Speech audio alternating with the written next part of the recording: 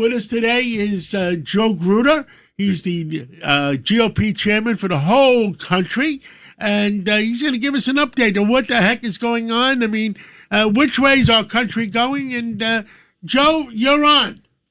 Hey, thanks so much, John. Man, we got an exciting primary tomorrow in New York, which will hopefully set the stage. You know, New York is going to be front and center. We got a couple of big congressional races. There are probably 4 competitive seats. There's only about 18 in the whole country. So you saw the VP was over there on the island last week. He's going to be making a lot more visits. The president's going to be there. But we're excited about our candidates that are emerging, and we're ready to hit these Ds pretty hard. Well, in how many primaries do we have tomorrow in the United States? You have New York and what? Is it Utah? That's a good question. The only ones that I'm focused on right now are the ones in New York. They're the biggest ones. Okay. Oh, good. And what's the important ones in New York tomorrow? We have New York 3, New York 4, New York 18, with Pat Ryan, New York 19 with Josh Riley, and 4 you have Gillen, and 3 you have Swarzy. Understood. Yeah, and so listen, then there's a bunch of other races, but those are the 4 races. Those are the 4 districts, and if you add, has the president endorsed any of them?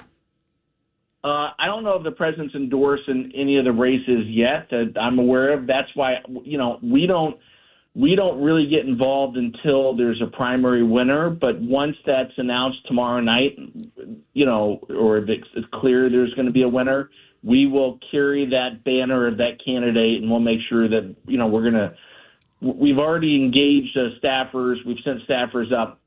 We're going to be there to make sure they have the resources they need and everything else to make sure that we could be competitive, because these seats are critical to us being successful this midterms. Judge Richard Weinberg? Senator, good to talk to you again.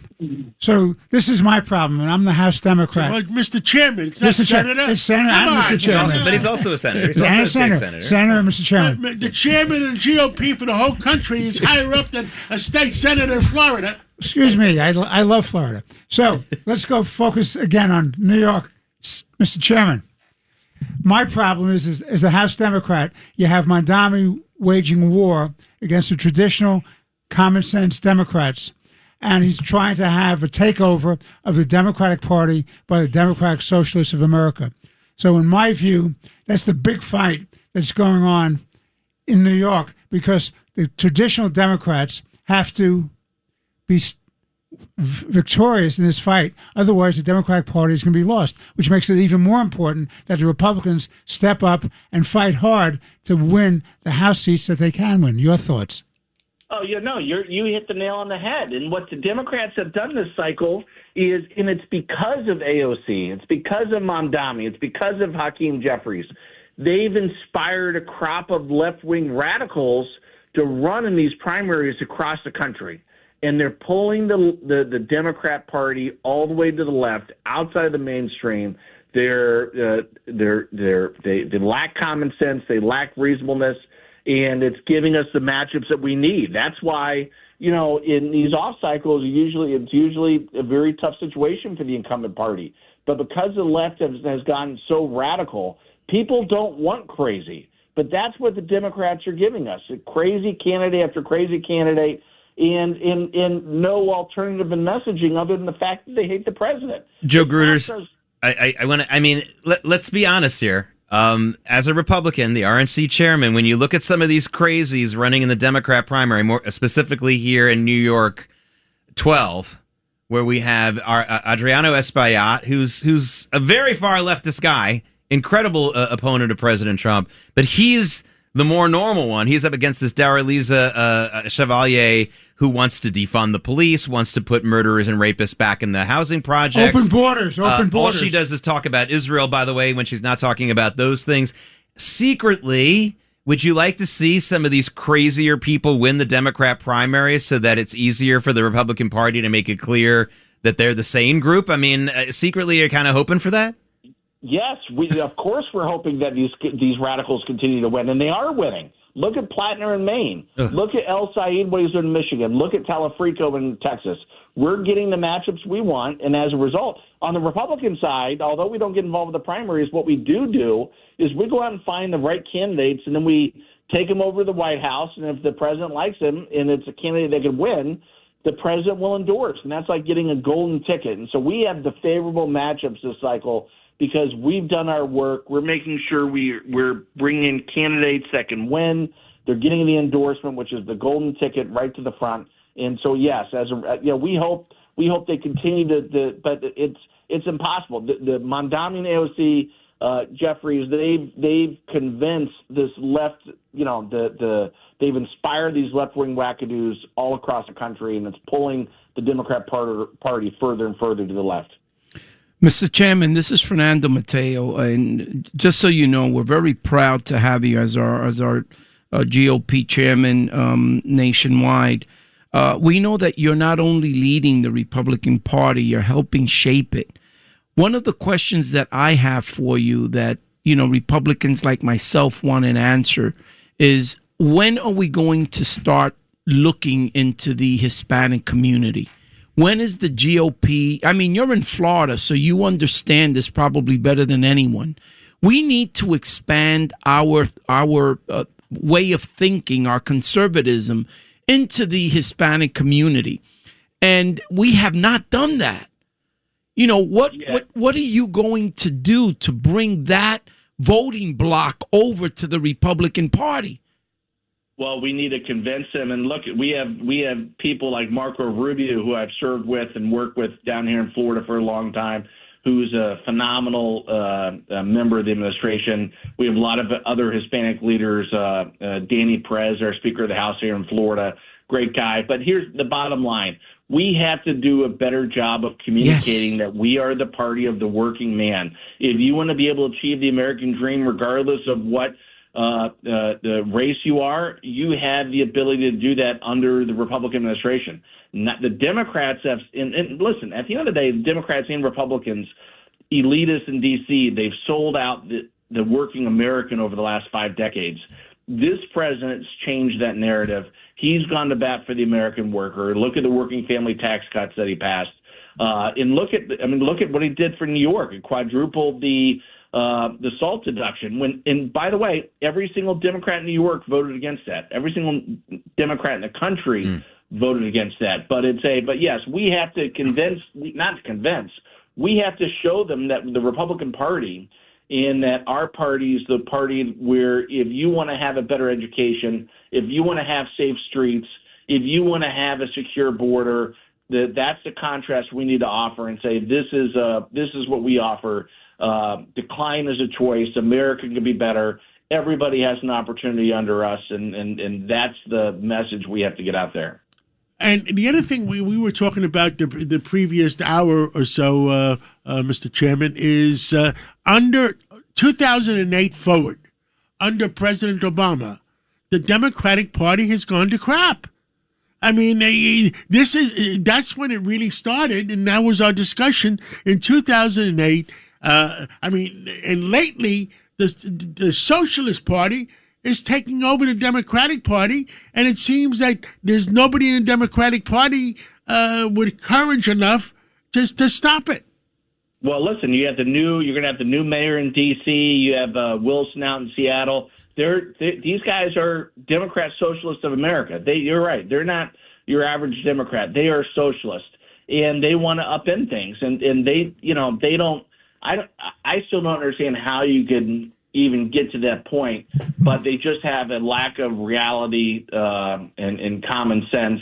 And we have to do a better job of exposing them for what they are. And because eventually the clock's gonna run out, and somebody's gonna be holding the bag. And so the Republicans are doing a good job of showing that contrast, but we need to continue to fight. And Mr. Chairman, the one thing the American people should realize, we're Americans first, and party loyalty second. And that's the most important thing. And under the Republican Party right now, 90% of the American people are proud of America. And And what happened in the Democratic Party? Who has the numbers? You have it, Jay? 29%. 29%. But it went from 80% or 90% in the pre-Obama to 29%. What does the Democratic Party stand for? And I want all our listeners out there. We may have 1 million listeners right now to understand that. You know, Well, we got to. You know, we need common sense.